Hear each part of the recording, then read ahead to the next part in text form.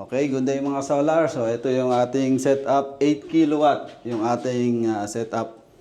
So ito yung ating 8 kilowatt na inverter, hybrid on-grid off-grid. Ito yung ating safety device, DC saka AC side. So yan, bago pa yung bahay kaya wala pang load consumption. Pero as of now, ito yung ating harvest.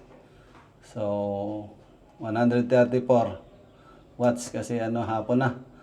720, 520 na. So meron pa rin na harvest. Then ito yung ating battery. Ito yung ating grid.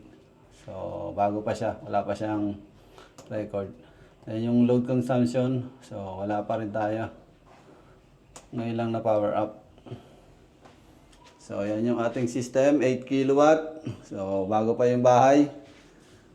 Ayan, ito provision for net metering. Ayan. So nandun yan, hanggang labas yan. So dito sa province naman hindi mahigpit. So inaalaw nila itong tubo.